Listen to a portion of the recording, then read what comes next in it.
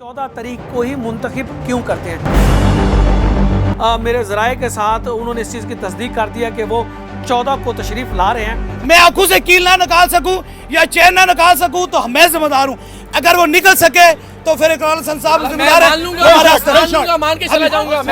क्योंकि मेडिकल के हवाले से जब इमरान ने कहा तो जरा इनसे भी सुनिए कि इन्होंने इकरार को किस तरह से बावर कराया। मैंने ये सहूलत रखी हुई है कि स्लिट लैंप, ऑटो रेफ और आंखों के स्कैन करने की मशीनें बुला लेते हैं। ठीक हो गया, आप तसल्ली से देख लें अगर उनके पीछे कोई ऐसी चीजें छुपाई हुई हैं। और बादशाह सरकार ने तो ये भी कहा था कि आले रसूल सल्लल्लाहु अलैहि वसल्लम हो तो तुम ही निकाल कर दिखा दो।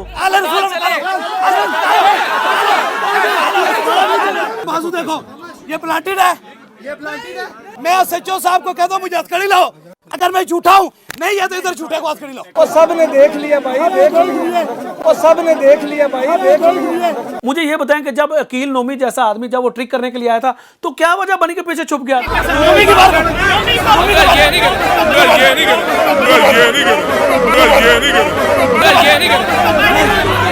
लेकिन तू जितनी मर्जी 14 कर ले, क्योंकि तेरे वालिद को पाकिस्तान से भागे 14 साल हो चुके हैं। यार तूने सादात का शजरा उठा कर अपने लिए इस्तेमाल कर लिया। बिस्मिल्लाहिर्रहमानिर्रहीम जी, मैं हूं सोहेल कलिया और आज हम बात करेंगे 14 तारीख के हवाले से। आखिर क्या वजह है कि इकरारुल हसन साहब 14 तारीख को ही मुंतखब क्यों करते हैं? इकरारुल हसन साहब 14 तारीख को एक मरतबा फिर पब्लिसिटी स्टंट खेलने के लिए बिल्कुल तैयार थे, लगे हुए हैं कि मैं हर हाल में जो 14 तारीख को हक खतीब हुसैन अली बादशाह सरकार के हवाले से उन्होंने जो एक झूठा प्रोपेगेंडा शुरू किया हुआ है कि जी मेरे साथ मेरे ज़राए के साथ उन्होंने इस चीज़ की तस्दीक कर दिया कि वो 14 को तशरीफ़ ला रहे हैं। तो मैं ज़रा 14 तारीख की जो हकीकत है उसको आप लोगों के सामने खोल के रखता हूं कि 14 तारीख को ही कील, कांटे और जो जंजीरों का जो इंतखाब करते हैं। 14 फरवरी जब इकरारुल हसन साहब आप तशरीफ़ लाए थे कलर सईदा में, तो क्या आपने अपनी आंखों से वहाँ पर जो चीज़ें निकली, जो जंजीरें, जो मरीज़ थे, तो क्या आप लोग उस चीज़ को भूल गए हो? आखिर आपको दोबारा फिर क्यों ये तकलीफ़ उठी हुई है कि वही चीज़ें, वही मरीज़ जिनको बादशाह सरकार ने कुरानी आयात के साथ दम किया और वो जो जादू था वो टूट के बाहर निकला और आपने अपनी आंखों के साथ देखने के बावजूद फिर झूठ बोला कि ये एक धोखा और फ्रॉड है? ज़रा चेक कीजिए। अगर वो बच्ची बीमार नहीं थी हम जिम्मेदार हैं। मैं आंखों से कील ना निकाल सकूं या चैन ना निकाल सकूं तो मैं जिम्मेदार हूं। अगर वो निकल सके तो फिर इकरार हसन साहब जिम्मेदार है। मान के चला जाऊंगा,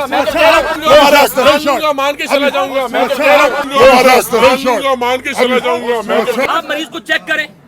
नहीं चेक तो देखें ना, उसने कहाँ छुपा के रखी है, बुलेट कहाँ छुपा के रखी है, चैन कहाँ छुपा के रखी है। ये ट्रिक्स का मुकाबला तो नहीं, ये ट्रिक्स का मुकाबला तो नहीं, ये ट्रिक्स का मुकाबला तो सच्चो साहब आप चलें, आप पुलिस वाले आप देखें, मैं सच्चो साहब को कह दो मुझे हथकड़ी लाओ, अगर मैं झूठा हूँ नहीं है तो इधर झूठे को हथकड़ी लाओ। वो सब ने देख लिया भाई, देख लिया। वो सब ने देख लिया भाई, देख लिया। वो सब ने देख लिया भाई, देख लिया।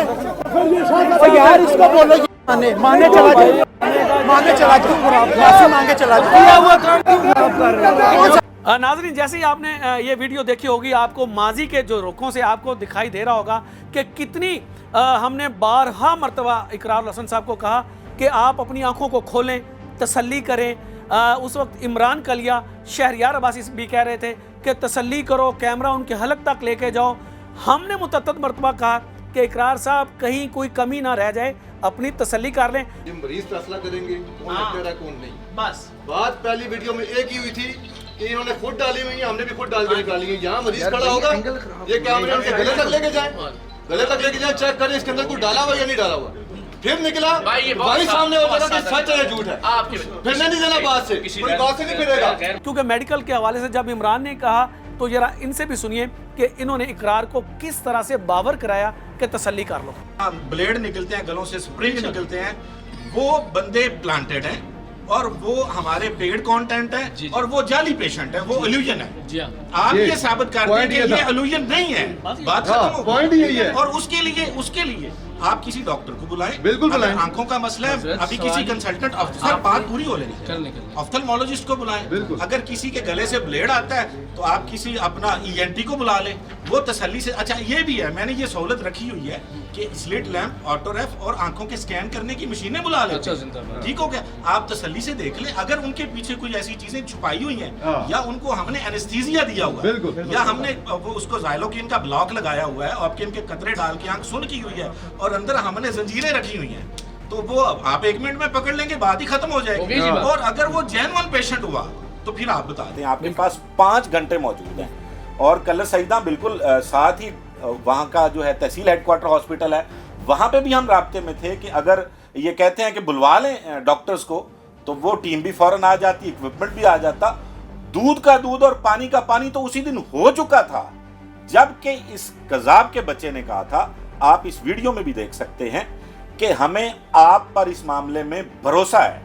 जो असल जो चीज़ है वो तो है यहाँ पर रूहानियत के हवाले से। तो अगर आपके ज़हन में इकरार में कोई भी खदशा है, हम इस वक्त ऑन रिकॉर्ड कह रहे हैं, यकीनन कैमरे हैं, आपने किसी प्रोफेसर को बुलवाना है, किसी डॉक्टर को बुलवाना है, आगे एक सेकंड नहीं देखिए ना, बाद में हम आगे जुड़ना है। नहीं देखिए आप आगे, इससे ज्यादा कुछ नहीं होगा। चलिए इंशाल्लाह जी। उसमें मेरे इक्विपमेंट्स होते हैं ना, ओसीडी होती है, ऑटोग्राफ होती सर, देखिए है, वो लैंप होता है, कैमरे के सामने। लेकिन एक आदमी की आंख है ना सर, तो उसको तो ऑफ्थल्मोलॉजिस्ट ही सर्च कर सकेगा ना, अदरवाइज तो आप फिजिकली टटोलेंगे तो जो नीचे लोअर हम आप पे एतमाद करेंगे, आप ही हमारे डॉक्टर हैं, हम आप पे ट्रस्ट कर लें, कोई इसमें भरोसा भी किया जब सारी चीजें मरीजों के ऊपर, वो बादशाह साहब ने जब आयात मुकद्दसा से, दम की ताकत से, अल्लाह के कलाम की ताकत से उन चीज़ों के ऊपर, उन लोगों के ऊपर हाजिरी हुई। और बादशाह सरकार ने तो ये भी कहा था कि आले रसूल सल्लल्लाहु अलैहि वसल्लम हो तो तुम ही निकाल कर दिखा दो। हम कभी भी बेअदबी का नाम नहीं है। अगर इन्होंने मुझे चुप चुप कहा, ये भी मरीज को चुप चुप करे, मैं भी करूंगा, देखा ठीक ही से होता है। चले ठीक है।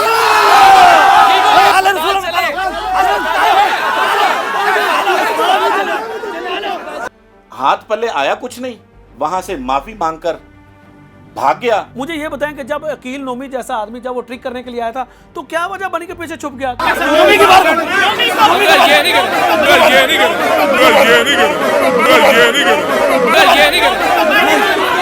कोई कुछ नहीं बोला। मोहतरम इकरारुल हसन साहब, आप इस कदर फ्रॉडिया और घटिया और नौसरबाज आदमी हैं कि आपने 14 तारीख को हर चीज़ देख ली। अब आप चाहते हैं कि किसी तरह से मैं अपने जो वालिद हैं जिन्होंने तौहीन रसालत की, जिन्होंने सहाबा की शान में गुस्ताखी की, किसी तरह से मैं वो जो धब्बा है उसको ना तरीके से उसको छुपा सकूं। लेकिन तू जितनी मर्जी 14-14 कर ले, क्योंकि तेरे वालिद को पाकिस्तान से भागे 14 साल हो चुके हैं, इसलिए तुझे जो 14 तारीख है वो भूल नहीं रही। लोग तुम्हारे झूठ से उकता चुके हैं, अब तुम्हारे साथ कोई भी नहीं है। अब तो लोग कह रहे हैं कि तू अपने बाप का हिसाब दे, अपने बाप को बुला, और जो तूने शजरा पेश किया है। यार तूने सादात का शजरा उठा कर अपने लिए इस्तेमाल कर लिया, कोई गैरत का एक कतरा हो ना तुम में।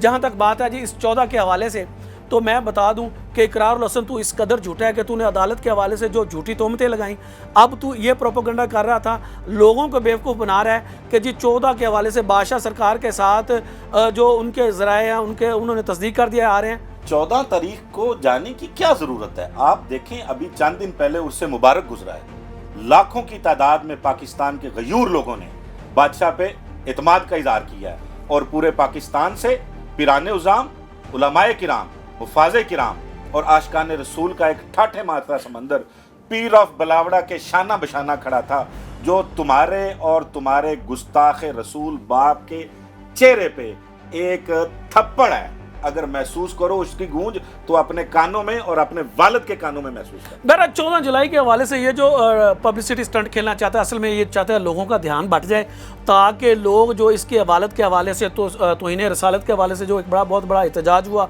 इसके बाद सज़ा, मैं तो मुख्तसर ये बात करूँगा, इस 2 टके के ब्लैकमेलर साफ़ी की इतनी औकात ही नहीं है कि ये डेटें दे और बादशाह सरकार इसकी दी हुई डेटों के ऊपर वो वहाँ पर पहुँचे। ये होता कौन है वैसे? इसकी औकात क्या है? ये एक गुस्ताख का बेटा है, 2 टके का रिपोर्टर है ये। आप ये देखें कि इससे पहले इसके ऊपर पर्दा था। जैसे ही पीर ऑफ बलावड़ा के साथ इसका मामला हुआ है ना, पूरी दुनिया में नंगा होके रह गया। इसका बाप छुपा हुआ था। यार वो कैसा बेगैरत आदमी है कि पाकिस्तान धरती औलिया की धरती में रसूल पाक सल्लल्लाहु अलैहि वसल्लम की गुस्ताखी करके सजाए मौत का मुजरम होके यहां से 14 साल पहले जर्मनी भाग गया, वहां जाके भौंकता है साहब रसूल पर, वहां जाके भौंकता है कलाम मुकद्दस पर, अहादीस कुदसी पर। जरा आना पाकिस्तान, तुझे बताएं पाकिस्तान क्या है, औलिया की धरती क्या है। और दूसरी बात, पीर ऑफ बलावड़ा का मिशन है खत्मे नबुव्वत के नारे को एक एक बच्चे, एक एक मुसलमान पूरी दुनिया में बुलंद करना, और दूसरा मखलूक के खुदा की खिदमत करना। तुम और तुम्हारे जैसे लाखों भी हो जाए ना, बादशाह को अपने मिशन से इतना भी पीछे। सिर्फ तकलीफ इनको ये है कि किसी तरह से ये खामोश हो जाए। अब इसको डबल तकलीफ है, एक तो ये तकलीफ कि खत्म नबूवत का काम रोकना था, ऊपर से इसके बाप को निकल गया। मैं तो कहता हूं कि आप किसी को नंगे करने की कोशिश में नहीं सोहेल भाई, दोवां प्यो पुत्रां दी तनख्वाह रोक गई। ओहो बेचारे को किस्त नहीं मिलेगी। ਉੱਥੇ ਬਹਿ ਕੇ ਲੈ ਰਹੇ ਅਸੀਂ ਕਿਸ਼ਤ, ਇੱਥੇ ਬਹਿ ਕੇ ਲੈ ਰਹੇ ਅਸੀਂ।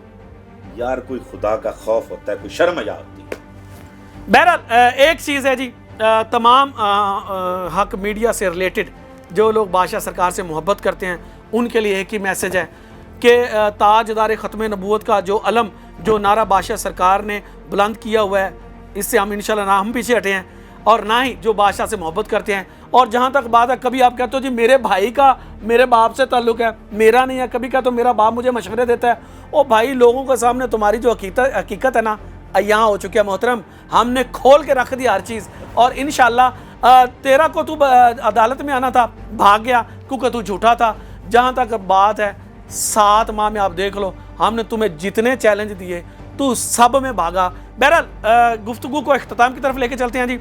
हमेशा की तरह मेरी एक ही दुआ होती है, बल्कि हम सब की दुआ होती है, अल्लाह की ज़ात पाक बादशाह सरकार का साया हम पर सलामत रखे और वो यूं ही उसी कुव्वत के साथ और उसी मजबूत आवाज़ के साथ ताजदार ख़त्म नबूवत का नारा बुलंद करे और हम आगे से कहेंगे जिंदाबाद जिंदाबाद। इंशाअल्लाह जो फतह है वो हक और सच की होगी, मतलब हक खतीब हुसैन अली बादशाह सरकार की होगी। ताजदार ख़त्म नबूवत जिंदाबाद जिंदाबाद।